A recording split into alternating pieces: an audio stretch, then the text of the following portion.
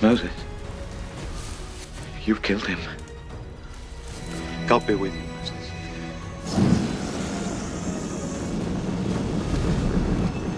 Moses. Moses, I have heard the cry of my people Israel. I will send you to the Pharaoh, and you shall free my people from Egypt. We come with the word of God. He bids you, let his people go.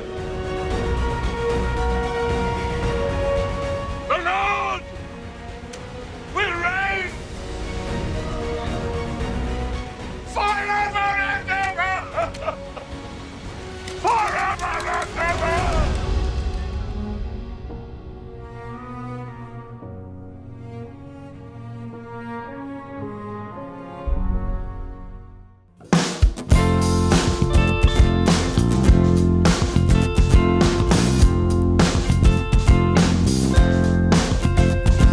Standing on the promises of Christ my King, through eternal ages let his praises ring. Glory in the highest I will shout and sing. I'm standing on the promises of God, standing on the promises that cannot fail. When the howling storms of doubt and fear assail, by the living word of God I shall prevail. I'm standing on the promises of God. Standing, standing, standing on the promises of God, my Savior. Standing, standing, standing on the promises of God. What a fellowship, what a joy divine, leaning on the everlasting arms. What a blessedness, what a peace is mine, leaning on the everlasting arms.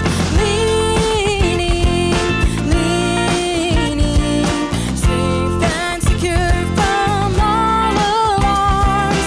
Leaning, leaning, leaning on the everlasting arms. Are you washed in the blood, in the soul-cleansing blood of the Lamb? Are your garments spotless? Are they white as snow? Are you washed in the blood of the Lamb? Yes, I'm standing, standing, standing on the promises of God, my Savior. Standing, standing, standing on the promises of God. Yes, I'm standing, standing, oh, standing on the promises of God.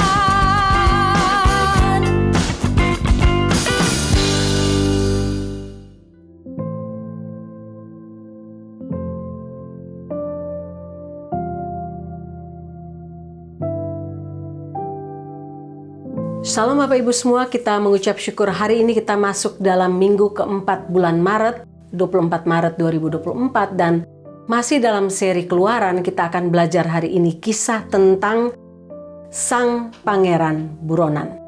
Keluaran 2 ayat 11-12 saya akan bacakan ketika firman Tuhan ini disampaikan.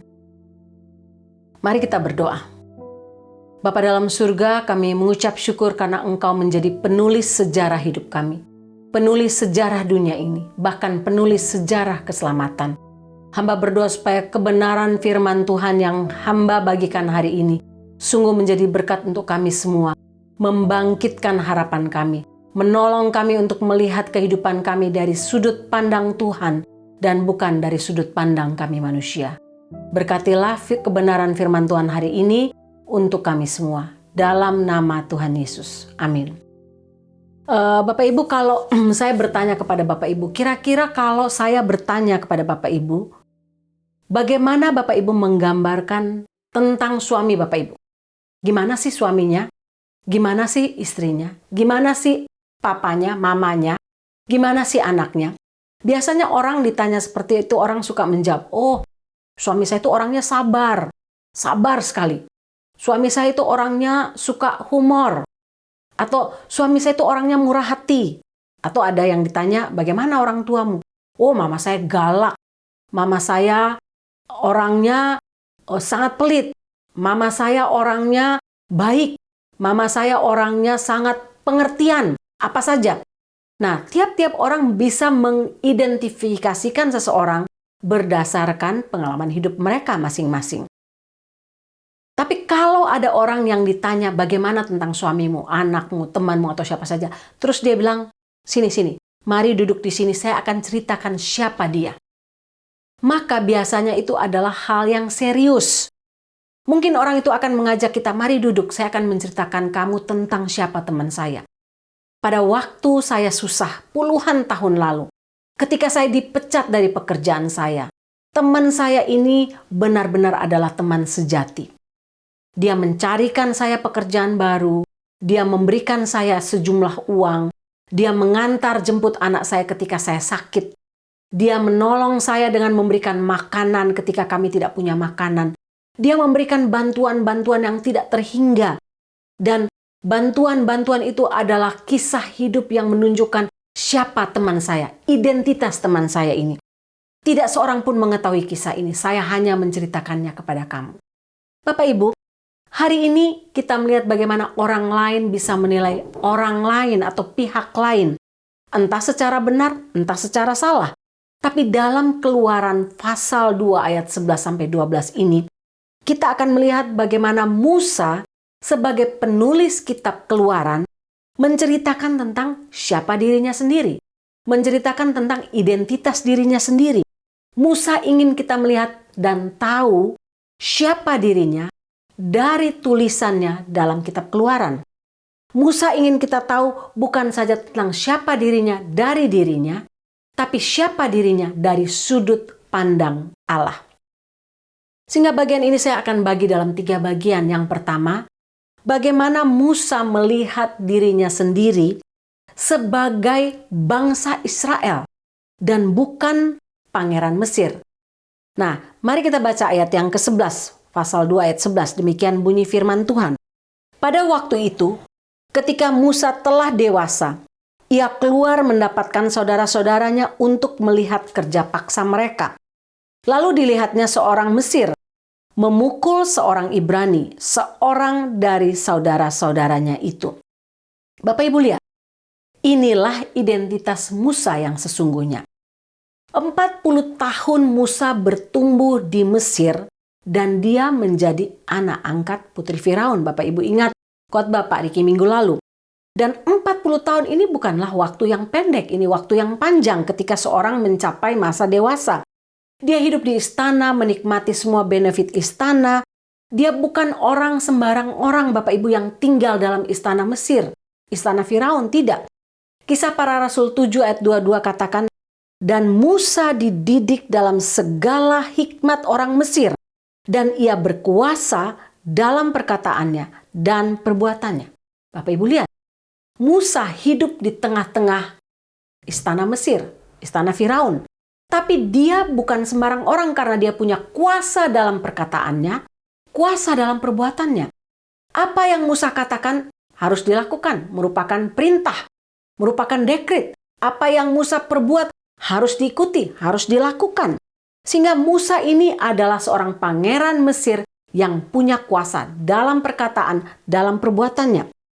Bapak Ibu, saya mengenal beberapa orang yang mungkin mengangkat anak mereka dari keluarga miskin, di tengah-tengah hidup dan besar di tengah keluarga yang kaya raya, keluarga yang mampu. Ketika mereka besar, mereka mengidentifikasikan diri mereka seperti orang tua angkat mereka, menjadi orang kaya. Nah, tidak salah sama sekali tidak salah, tapi Musa tidaklah demikian. Musa dibesarkan di tengah-tengah keluarga kerajaan, menjadi pangeran Mesir yang diperhitungkan dan yang punya kuasa. Tapi Musa bisa berjalan sebagai orang Mesir. Dia bisa berbicara seperti orang Mesir. Dia berpakaian, berpenampilan seperti orang Mesir. Bahkan ibu angkat dia adalah putri Firaun. Putri Firaun memperlakukan dia sebagai pangeran Mesir. Tapi dalam hati kecil Musa, Musa tidak merasa dia adalah orang Mesir. Dia merasa dirinya adalah budak Ibrani. Dia merasa dirinya adalah orang Ibrani yang notabene adalah kaum budak pada masa itu. Dia menulis orang Israel itu sebagai saudara-saudaranya dalam ayat 11 tadi. Dalam ayat 11 tadi Musa sendiri menulis, dia menyebutkan saudara-saudaranya orang Israel sebagai saudara-saudaranya. Sehingga ketika dia melihat mereka bekerja paksa, lalu seorang Mesir memukul orang Ibrani, Musa menjadi sangat sedih. Bapak Ibu, ini hal yang penting. Karena ketika Musa mengidentifikasikan dirinya sebagai orang Israel, sebagai orang Ibrani, ini akan menentukan bagian kedua dan ketiga dalam peristiwa ini. Kenapa? Pada akhirnya dia membunuh orang Mesir. Sangat menentukan. Karena dia tidak melihat dirinya sebagai pangeran Mesir, tapi dia melihat dirinya sebagai orang Israel. Karena dia menempatkan dirinya sebagai salah satu dari orang Ibrani. Dan ini bukan pilihan yang gampang, Bapak Ibu. Musa tidak membuat pilihan ini secara gampang, saya percaya. Dia memilih untuk menjadi senasib dengan rakyat Israel yang ditindas. Bapak Ibu bisa bayangkan ada dua lingkungan yang terjadi pada waktu Musa dicatat dalam Keluaran pasal 2 ayat 11 sampai ayat 13 ini. Bapak Ibu lihat ada dua lingkungan. Lingkungan pertama adalah lingkungan di mana dia besar, dia tumbuh. Yaitu lingkungan kerajaan di mana dia mendapatkan semua yang diinginkan. Dia hidup nyaman. Dia tidak perlu bekerja rodi. Dia hanya memberikan perintah maka semua datang. Dia punya makanan yang enak. Dia menginginkan apa saja semuanya ada. Tapi mengapa dia harus mengidentifikasikan dirinya sebagai orang Israel? Yang kalau dia sebagai orang Israel, dia akan hidup dalam lingkungan di mana dia harus bekerja rodi, bekerja paksa. Dia harus berada di panas terik di tengah matahari, bekerja dari pagi sampai malam, tanpa mendapatkan makanan yang cukup. Bukan itu saja Bapak Ibu, tapi Musa tidak hanya bekerja rodi, tapi harus membuat batu bata. Batu bata tidak hanya dibuat oleh dia sendiri, tapi harus mencari jeraminya sendiri. Sehingga ini bukan hal yang gampang. Dua lingkungan yang sangat berbeda, yang sangat jomplang satu dengan yang lain. Tapi lihatlah Musa. Musa bukan seorang yang aji mumpung, tidak. Musa memilih untuk mengidentifikasikan dirinya sebagai orang Ibrani, sebagai orang Israel. Dan hal ini menunjukkan dua hal. Menunjukkan dua kepribadian Musa. Yang pertama, Musa adalah seorang yang rendah hati. Tidak mungkin kalau Musa itu tidak rendah hati dan dia memilih untuk hidup sebagai budak seperti saudara-saudaranya. Tidak mungkin sama sekali Bapak Ibu. Sehingga Musa adalah seorang yang rendah hati. Tidak itu saja. Dia hidup dalam keberanian. Dia memilih pilihan yang berani. Penuh resiko dan tidak gampang. Dan ini menunjukkan iman Musa yang luar biasa kepada Tuhan. Bapak Ibu lihat dua hal. Kerendahan hati dan iman dia. Nah, dalam Ibrani 11 ayat 24-26 dituliskan sejumlah pahlawan iman. Dan salah satu pahlawan iman ini adalah Musa. Dituliskan demikian. Karena iman, maka Musa setelah dewasa menolak disebut anak putri Firaun. Bapak Ibu bisa lihat ini bentuk iman Musa. Karena ia lebih suka menderita sengsara dengan umat Allah daripada untuk sementara menikmati kesenangan dari dosa. Ini pun adalah bagian dari iman Musa. Ayat 26. Ia menganggap penghinaan karena Kristus sebagai kekayaan yang lebih besar daripada semua harta Mesir, sebab pandangannya ia arahkan kepada upah. Bapak Ibu bisa bayangkan, Mesir pada masa itu adalah salah satu negara terkaya, termakmur di dunia. Dan Musa menjadi pangerannya. Tapi Musa menolak semua itu karena imannya kepada Tuhan. Karena dia memilih untuk tidak menikmati kesenangan sementara, kenikmatan sementara. Dia melihat penghinaan karena Kristus lebih daripada kekayaan yang dia bisa peroleh untuk menjadi pangeran kerajaan Mesir. Bapak Ibu, dalam pidato Stefanus dalam Kisah Para Rasul, Stefanus memang menceritakan bagaimana memang Musa dengan sengaja membuat pilihan yang tidak gampang ini untuk menolak hak istimewanya di Mesir demi mengidentifikasikan dirinya sebagai bangsa Israel, demi apa yang dia anggap sebagai tujuan Tuhan dalam sejarah. Bapak Ibu, seperti saya katakan, ini pilihan yang monumental dan sangat mulia.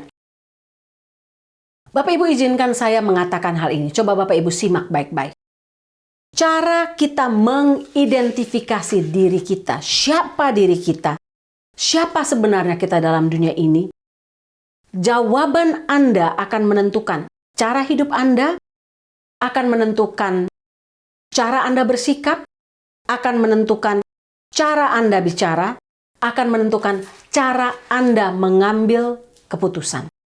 Bapak Ibu, belajar dari sikap Musa dalam mengidentifikasikan dirinya dalam dunia ini menjadi satu inspirasi bagi kita. Sebagai orang Kristen, siapa diri kita?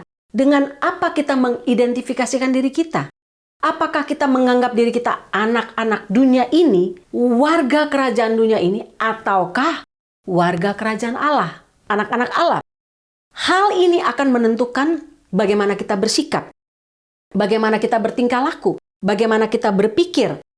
Nah, jangan sampai kita jadi seperti bunglon. Bapak Ibu tahu yang namanya efek bunglon atau yang disebut dengan perilaku bunglon, kepribadian bunglon. Kepribadian bunglon adalah mengacu pada peniruan postur, mulai dari postur, tingkah laku, ekspresi seseorang yang secara pasif sengaja berubah tanpa disadari dengan pasangan interaksinya sehingga perilakunya ini berubah sesuai dengan perilaku orang lain di lingkungan sosialnya saat itu. Nah, orang yang berkepribadian bunglon adalah orang yang sering mengubah keyakinan atau perilakunya untuk menyenangkan orang lain atau untuk sukses. Seseorang dapat berubah dengan cepat atau sering, terutama dalam hal penampilan, cara berbicara, cara bersikap, dan sebagainya. Dan Bapak Ibu ingat, inilah yang digambarkan seperti efek bunglon atau kepribadian bunglon. Nah, jangan sampai kita mengidentifikasikan diri kita seperti bunglon, Bapak Ibu. Saya orang dunia, saya juga orang surga. Tidak bisa, kita harus memilih salah satunya. Karena ketika kita memilih saya warga negara kerajaan surga, saya anak Allah, sikap kita akan berubah ketika kita menganggap saya bagian dari dunia ini, saya anak-anak dunia ini. Saya banyak bertemu dengan orang Kristen yang mengaku dirinya Kristen, tetapi bersikap duniawi. Bergaul dengan orang-orang dunia dan menjadi sama dengan mereka. Bergaul dengan orang dunia tidak salah sama sekali, Bapak Ibu. Selama kita ada dalam dunia ini, kita akan bergaul dengan orang-orang dari dunia ini. Yang jahat, yang bengis, yang kejam, yang tidak takut Tuhan, tidak bermoral, dan sebagainya. Tapi jangan lupa, jangan pernah menjadi seperti bunglon. Hiduplah sebagai anak-anak Allah dan tidak menjadi serupa dengan dunia ini. Roma pasal 12 ayat 2 katakan, janganlah kamu menjadi serupa dengan dunia ini. Kamu tidak dapat menjadi orang Kristen yang suam-suam kuku. Kamu harus memilih salah satu, menjadi panaskah atau menjadi dinginkah. Tidak dapat menjadi suam-suam kuku karena kamu akan dimuntahkan. Bapak Ibu, sekali lagi, apa identitas Anda dalam dunia ini? Karena jawaban Anda, cara Anda mengidentifikasikan diri Anda akan menentukan cara kita bersikap, cara kita hidup takut akan Tuhan atau tidak, cara kita berbicara, berperilaku di depan orang, cara kita mengambil keputusan-keputusan dalam hidup ini. Apakah kita mengambil keputusan-keputusan penting secara duniawi tanpa minta hikmat Tuhan? Ataukah tidak kita berlutut berdoa meminta hikmat Tuhan? Semua ditentukan dengan identifikasi diri kita. Yang kedua yang kita belajar dari Musa.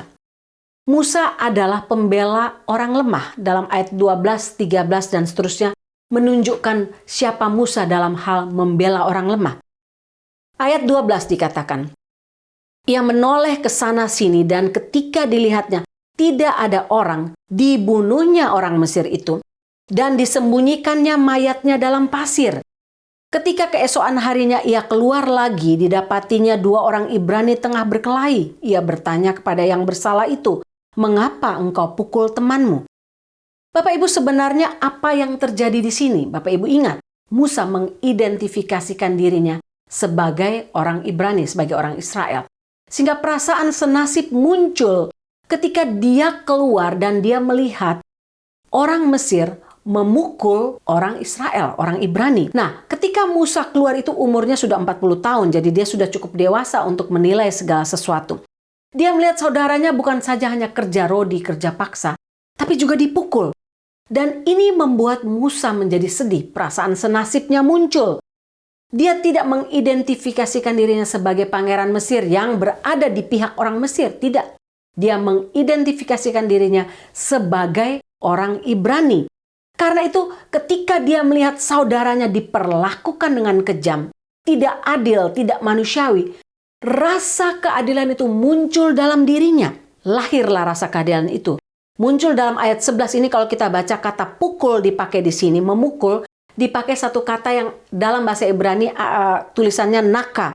Naka ini adalah satu kata artinya menyerang. Nah, dalam ayat yang sama ini, kata yang sama ini dipakai dalam Keluaran 5 ayat 15-16. Saya baca sebentar. Jerami tidak diberikan lagi kepada hamba-hambamu ini, tetapi walaupun begitu kami diperintahkan. Buatlah batu bata. Dan dalam pada itu hamba-hambamu ini dipukul. Ini dipakai kata naka. Padahal rakyat Tuankulah yang bersalah. Kata naka ini menggambarkan bahwa orang Mesir itu memukul orang Israel, bukan membunuh. Nah, dalam ayat 12 yang kita baca tadi, Musa pun kata ini dipakai kata yang sama, kata naka. Musa pada awalnya hanya menyerang orang Mesir itu, tapi serangan Musa menyebabkan kematian orang Mesir itu. Sehingga terjadilah seolah-olah Musa membunuh orang Mesir itu. Musa sama sekali tidak bermaksud untuk membunuh orang Mesir itu. Dia hanya ingin membela orang Ibrani, saudaranya yang ditindas, yang dipukul, yang diserang. Tapi rupanya serangan Musa menyebabkan kematian bagi orang Mesir itu. Bapak Ibu, sekarang pertanyaannya, apakah yang dilakukan Musa terhadap orang Mesir itu salah? Apakah itu sesuatu yang salah? Apakah itu sesuatu yang berdosa? Apakah itu sesuatu yang benar, Bapak Ibu? Coba kita tempatkan diri kita dalam posisi Musa. Saya adalah orang Ibrani. Saya keluar melihat sesama orang Ibrani saya tidak saja disiksa dengan kerja rodi yang berat, yang mereka harus buat batu bata, jeraminya harus dicari sendiri di tengah terik matahari. Lalu habis itu dipukul lagi. Bapak Ibu bayangkan ketika melihat itu, salahkah Musa ketika dia membela saudaranya? Seandainya Bapak Ibu berada dalam sepatunya Musa, apa yang Bapak Ibu buat?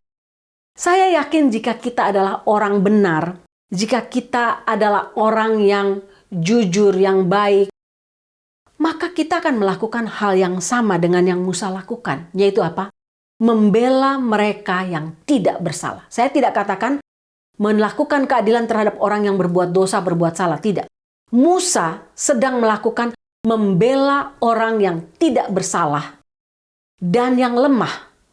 Orang Ibrani ini dalam posisi lemah dibandingkan dengan orang Mesir.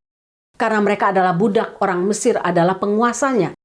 Sehingga ketika Musa membela orang Ibrani ini, Musa melakukannya dalam bentuk keadilan untuk membela orang yang lemah, yang tidak berdaya, yang tidak punya kuasa apa-apa, dan yang tidak bersalah. Nah, hal yang sama terjadi pada Daud, Bapak Ibu ingat, ketika Goliat dan orang Filistin menghina orang Israel. Tidak saja menghina, mereka menghina orang Israel, bahkan menghina Allah Israel. Daud menjadi marah. Dan kemarahannya itu membuat dia melakukan hal yang baik, yaitu apa? Keadilan muncul. Saya maju berperang, saya tidak takut. Saya bisa mengalahkan binatang-binatang buas, saya tidak takut kepada Goliat. Bapak Ibu, keadilan seperti itu. Ketika kita melihat orang lain yang tidak bersalah, yang lemah, diperlakukan tidak adil, sehingga muncullah perasaan itu. Nah, Musa melakukan pembelaan ini dalam pasal ini saja ada 3 kali. Bapak Ibu lihat. Yang pertama, Musa membela ketika orang Israel tadi dipukul oleh orang Mesir. Yang kedua, Musa membela ketika 2 orang Ibrani saling berantem. Dia membela yang benar dan memarahi yang salah. Yang ketiga, dalam ayat 17, ketika gembala-gembala datang dan mengusir anak-anak perempuan Imam Jethro, maka Musa membela mereka dengan mengusir gembala-gembala itu dan mengambil air minum dari dalam sumur untuk anak-anak perempuan itu. Bapak Ibu lihat, Musa ini orang yang memang senang melakukan keadilan, senang membela orang yang lemah. Nah, apakah tindakan Musa ini melambangkan kedewasaan dia? Ya, kita ingat bahwa ketika Musa berjalan-jalan umurnya sudah 40 tahun. Musa mungkin berpikir bahwa ketika dia membela itu orang Israel ini akan berada di pihak dia. Musa dalam hatinya berpikir bahwa saya dipilih oleh Tuhan untuk menjadi pangeran di tengah-tengah kerajaan Mesir untuk menolong kamu. Tapi ternyata tidak. Orang Israel ini malah melaporkan dan ini membawa bahaya untuk Musa di cerita berikutnya. Tapi Musa adalah seorang pembela orang yang tidak berdaya.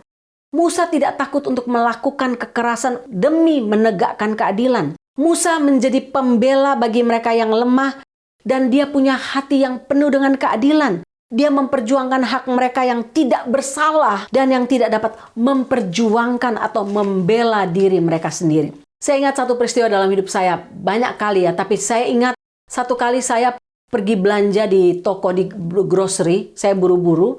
Waktu saya mau antri ada 2 orang tua orang Asia. Sudah sangat tua, mereka bungkuk, sudah keriput sekali, mungkin usianya sekitar 80-an tahun. Mereka antri, tiba-tiba datang seorang anak muda perempuan, orang Asia juga. Langsung dia cut 2 opa-oma ini. Dia katakan, saya butuh cepat, saya cuma beli barang 1. Bapak Ibu, rasa keadilan muncul dari dalam diri saya. Saya langsung bilang kasir, kamu tidak boleh layani orang ini. Orang tua ini 2 sudah lebih dahulu di antrian di depan. Kasir itu tidak berani, dia bilang, saya bilang nggak bisa. Kalau kamu buat gitu, saya lapor kamu ke manajer kamu. Bapak Ibu, kadang-kadang ketika kita melihat orang yang lemah, yang tidak berdaya, diperlakukan seperti itu, muncullah keadilan. Kalau kita orang benar, hidup benar, maka itu normal akan muncul keadilan dalam diri kita. Saya nggak tahu dengan Bapak Ibu, tapi bagian ini merupakan bagian yang penting. Apa yang kita belajar dari Musa? Keadilan, membela orang yang benar, orang yang lemah, yang tidak mampu membela dirinya sendiri. Apa yang Bapak Ibu buat kalau teman di kantor Bapak Ibu menfitnah orang lain, supaya orang lain itu dipecat, dikeluarkan, atau mengalami kesusahan dalam pekerjaan. Sementara orang ini adalah orang benar, melakukan kebenaran. Tapi difitnah oleh orang lain yang berbuat jahat, orang lain yang melakukan tindakan tuduhan palsu dan sebagainya. Apa yang Bapak Ibu buat? Diam saja? Atau biar itu bukan urusan saya. Saya tidak mau terlibat dalam urusan itu. Saya mau cuci tangan Bapak Ibu. Apa yang Bapak Ibu buat kalau Bapak Ibu melihat anak kecil atau orang cacat atau orang tua, mereka kaum yang lemah yang tidak mampu diperlakukan tidak adil di jalan, di bus, di mana saja, di kantor, di tempat-tempat umum, di publik. Apa yang Bapak Ibu buat? Diam saja ketika melihat orang lain diperlakukan secara tidak adil, atau Bapak Ibu bangkit untuk melakukan keadilan? Semua akan ditentukan oleh siapa diri kita, mengidentifikasi diri kita sendiri. Saya nggak tahu Bapak Ibu sudah nonton film Sound of Freedom, bagaimana film ini mengungkapkan Jim Caviezel dalam bagian ini sebagai seseorang yang bekerja untuk FBI, tapi kemudian dia melihat begitu banyak anak yang mengalami kesusahan oleh karena orang tua yang susah, oleh karena anak mereka diculik, diambil, diperkosa, dijadikan budak seks dan sebagainya. Dia maju, dia meninggalkan pekerjaan dia demi membela orang-orang yang lemah, orang-orang yang tidak mampu, berdasarkan pengalaman dia dalam pekerjaan dia. Saya nggak tahu juga Bapak Ibu lihat interview kemarin Tim Tebow tanggal 6 Maret lalu di depan para senat. Dia punya foundation yang namanya Tim Tebow Foundation, khusus untuk menyelamatkan anak-anak dari seluruh dunia, secara khusus dari Amerika, mereka yang ditangkap laki-laki perempuan untuk dijadikan budak seks. Tim dia namanya Voice for the Voiceless.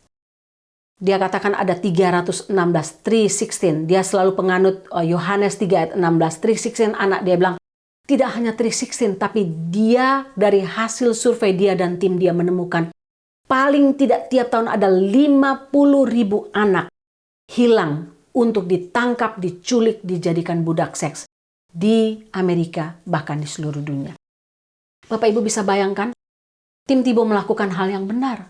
Dia punya uang, dia punya nama, dia punya kuasa, dia melakukan itu untuk membela hak anak-anak yang lemah, yang tidak berdaya. Keluarga-keluarga yang tidak punya uang untuk mencari di mana anak mereka hilang.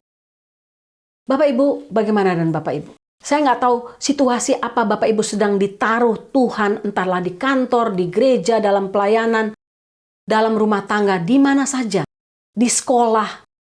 Bapak Ibu ditempatkan di posisi di mana Bapak Ibu harus bangkit untuk menjadi pembela keadilan bagi mereka yang lemah, bagi mereka yang tidak mampu untuk membela diri mereka sendiri. Bangkit, jadilah pembela bagi orang yang lemah. Karena itu yang Tuhan inginkan untuk kita. Yang terakhir, apa yang Musa tuliskan tentang dirinya sendiri.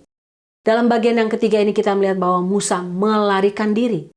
Saya sebut sebagai sang pangeran buronan. Ayat 14-20. Tetapi jawabnya, siapakah yang mengangkat engkau menjadi pemimpin dan hakim atas kami? Apakah engkau bermaksud membunuh aku sama seperti engkau telah membunuh orang Mesir itu? Musa menjadi takut. Sebab pikirnya, tentulah perkara ini telah ketahuan. Ketika Firaun mendengar tentang perkara itu, dicarinya ikhtiar untuk membunuh Musa. Tetapi Musa melarikan diri dari hadapan Firaun dan tiba di tanah Median. Lalu ia duduk-duduk di tepi sebuah sumur. Bapak Ibu, sekali lagi kita harus melihat Keluaran 2 ini sebagai bagian yang ditulis oleh Musa sendiri. Ketika Musa menuliskan bagian ini, dia tahu bahwa kisah dia memukul orang Mesir sampai mati, kisah Firaun berencana berikhtiar untuk membunuh dia, kisah pelariannya ke tanah Midian, semuanya ini merupakan bagian dari rencana Allah dan bukan merupakan hal yang kebetulan. Ini merupakan masa pembentukan diri dan persiapan dia untuk menjadi pemimpin bangsa Israel yang akan dipakai Tuhan untuk memimpin bangsa Israel keluar dari tempat perbudakan. Dan ini tugas yang berat, Bapak Ibu. Ketika peristiwa ini terjadi, sekali lagi umur Musa sudah cukup dewasa, 40 tahun usianya. Hidup Musa dapat dibagi dengan mudah dalam 3 periode. Periode pertama 40 tahun, dia tinggal menjadi pangeran dalam istana Mesir. 40 tahun kedua dia hidup di Midian, menjadi gembala domba. Dan 40 tahun kemudian dia memimpin bangsa Israel di padang gurun, keluar dari tanah Mesir menuju tanah perjanjian. Jadi sekarang yang kita lihat dalam bagian ketiga ini adalah transisi. Transisi dari periode pertama ke periode kedua. Transisi dari kehidupan sebagai seorang pangeran Mesir yang terkenal, yang punya kuasa, masuk menjadi seorang penggembala domba, pangeran buronan yang lari karena takut dibunuh oleh Raja Mesir, oleh Firaun. Bapak Ibu, Midian adalah sebuah tempat di seberang Laut Merah. Untuk menuju ke sana dari Mesir, Anda harus melintasi semenanjung Sinai. Midian berada di bagian selatan modern dan Yordania di Arab Saudi saat ini. Ini mungkin bukan tempat yang paling makmur pada masa itu, Bapak Ibu, tapi tempat ini adalah tempat yang paling cocok untuk beternak domba. Nah, di Midian, tempat Musa melarikan diri inilah terjadilah titik balik hidup dia. Titik balik hidup Musa ini sangat signifikan. Karena apa? Musa memilih meninggalkan Israel bangsanya dan meninggalkan semua kemewahan istana Mesir. Bapak Ibu bisa lihat ini titik balik. Ketika Musa meninggalkan Mesir, dia pergi for good. Dia tidak berencana untuk, nanti sementara saja aku nanti balik lagi kalau Firaun itu sudah mati. Aku kembali ke istana. Tidak, Bapak Ibu. Dia meninggalkan Mesir for good untuk selama-lamanya. Dia tidak pernah merindukan Mesir. Tidak pernah dalam sepanjang Pentateuk kalau Bapak Ibu baca, tidak pernah ada keinginan Musa untuk kembali ke Mesir, khususnya kembali ke istana Mesir, menikmati kesenangan menjadi seorang pangeran Mesir. Sama sekali tidak. Orang Israel melakukannya. Ketika mereka dalam perjalanan di padang gurun dan mereka menghadapi kesulitan, mereka katakan, kami ingin pulang kembali ke Mesir. Gak apa-apa kami jadi budak kembali, yang penting kami bisa makan bawang merah, kami bisa makan bawang putih, kami bisa makan daun bawang. Bapak Ibu bayangkan, Musa memiliki semua kesenangan itu, hak istimewa seorang pangeran. Tapi Musa memilih untuk pergi untuk selama-lamanya, pergi for good. Bangsa Israel adalah bangsa yang diperbudak, mereka budak. Tapi mereka masih merindukan kembali ke tempat perbudakan mereka. Dan ini yang membedakan mereka sama sekali. Musa pergi untuk permanen, untuk selama-lamanya. Musa pergi meninggalkan Mesir ke tempat di mana Tuhan membentuk dia dalam periode kedua ini. Semua ini merupakan persiapan untuk menjadi seorang pemimpin bangsa Israel. Bayangkan Bapak Ibu, dalam periode pertama Musa diberikan pelajaran penting, semua pendidikan penting di Mesir yang tidak dapat dimiliki oleh orang dari manapun didapatkan oleh Musa. Dia belajar bahasa mungkin lebih dari satu bahasa. Dia belajar budaya, dia belajar etiket, dia belajar cara berorganisasi, cara untuk menjadi seorang pemimpin, berbagai keterampilan perang. Dia belajar penguasaan diri, dia belajar banyak hal lain yang tidak mungkin dia dapatkan kalau dia menjadi seperti bangsa Israel yang pada umumnya, yang harus menjadi budak kerja rodi tiap hari.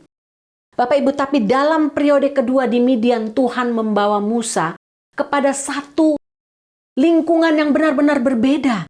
Kalau tadi dia punya kuasa dalam perkataan dan perbuatannya, sekarang dia hidup jauh dari luxury sama sekali Bapak Ibu.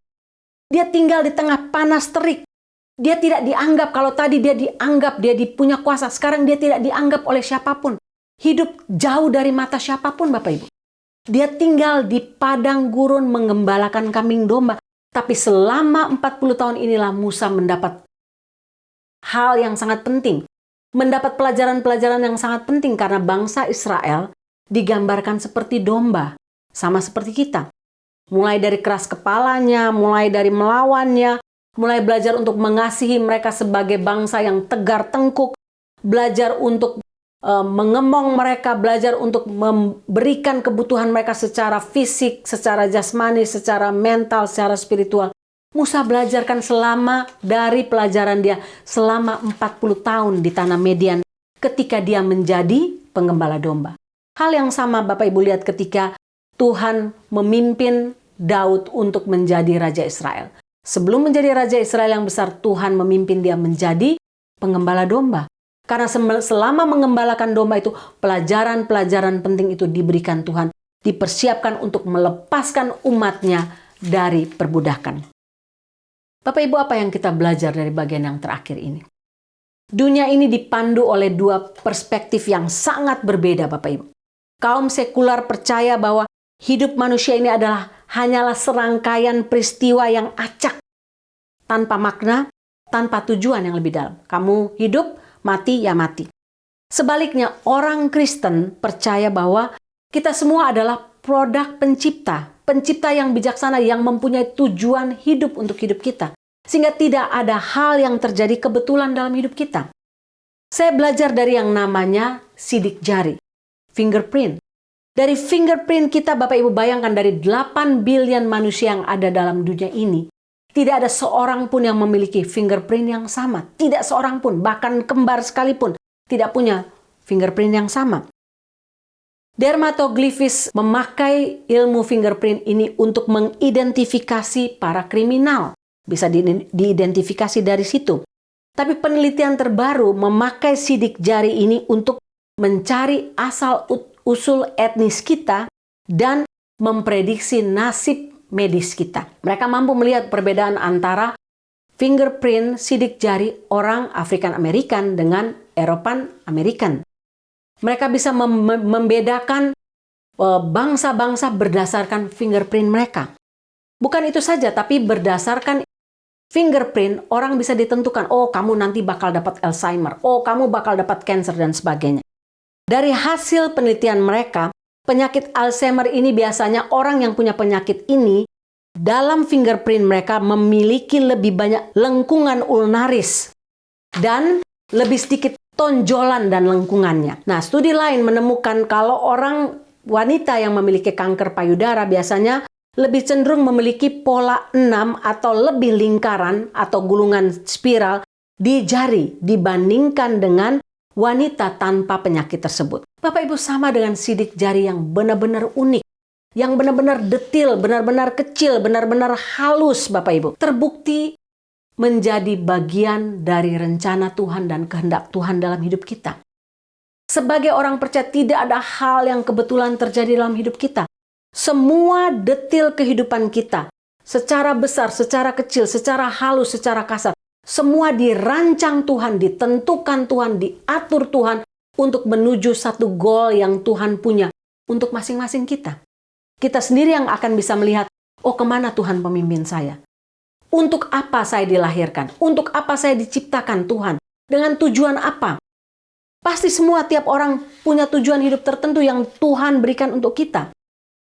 Sehingga Musa menemukan hidup dia bahwa 40 tahun dia dipersiapkan di tanah Mesir. 40 tahun di Midian. Dan kemudian dua periode ini dipakai Tuhan untuk kemudian membawa dia bisa menjadi pemimpin bagi bangsa Israel keluar 40 tahun di padang gurun. Bapak Ibu, sepanjang Alkitab dan bahkan saat ini Tuhan seringkali bekerja dengan cara yang misterius. Kita belum tentu memahami mengapa Tuhan bertindak dengan cara tertentu. Mengapa dia memilih orang-orang tertentu untuk pelayanan tertentu. Namun ketika kita membaca tentang Musa dalam pelajaran hari ini, kita memahami bahwa Musa adalah orang yang paling tepat, paling efektif, paling cocok yang membuat Tuhan memilih dia. Hal ini tidak mengejutkan sama sekali. Musa adalah sosok yang paling dibutuhkan Tuhan sebagai hambanya untuk membebaskan Israel dari tanah Mesir. Bapak Ibu sama dengan kita, percayalah ada fase-fase di hidup kita di mana Tuhan membentuk pribadi kita. Entah fase ketika kita berada di istana Mesir, atau ketika kita berada di padang gurun di Midian menjadi penggembala domba. Saya nggak tahu fase mana yang sedang Bapak Ibu alami, tapi Tuhan sedang mempersiapkan kita fase demi fase untuk mempersiapkan kita untuk satu tugas yang lebih besar lagi. Bapak Ibu bisa cermati sendiri, bisa menanyakan kepada Tuhan, bisa berdoa minta Tuhan, saya sedang berada di fase mana? Kemana Engkau mau memimpin saya? Karena sekali lagi Bapak Ibu, tidak ada hal yang kebetulan terjadi dalam hidup kita sebagai orang percaya. Tuhan sudah menentukan Sang Pangeran Buronan ini mengalami dua fase ini untuk tujuannya yang mulia. Bagaimana dan Bapak Ibu? Hanya Bapak Ibu yang bisa mengerti rencana Tuhan bagi hidup Bapak Ibu. Mari kita berdoa. Tuhan, hamba mendapatkan banyak pelajaran penting dari firman Tuhan ini. Dari bagian ini tolonglah kami untuk terus mengidentifikasikan diri kami sebagai anak-anak Allah. Hidup berbeda dari dunia ini. Tidak menjadi serupa dengan dunia ini. Tolong kami juga Tuhan untuk menjadi pembela bagi mereka yang lemah. Tolong kami untuk melihat hidup kami bukan sebagai hal yang kebetulan. Tiap peristiwa dalam hidup kami terjadi dengan tujuan-tujuan Tuhan. Tuhan sedang mempersiapkan kami dari fase ke fase untuk dipakai Tuhan dalam pekerjaan Tuhan yang sedang Tuhan berikan kepada kami menjadi tugas dan tanggung jawab kami. Tolonglah kami untuk mengertinya. Terima kasih Tuhan. Terima kasih untuk kebenaran firman ini. Berbicaralah kepada kami semua sesuai dengan kebutuhan kami masing-masing. Sesuai dengan fase yang sedang kami jalani saat ini. Terpujilah nama-Mu Tuhan, dalam nama Tuhan Yesus. Amin.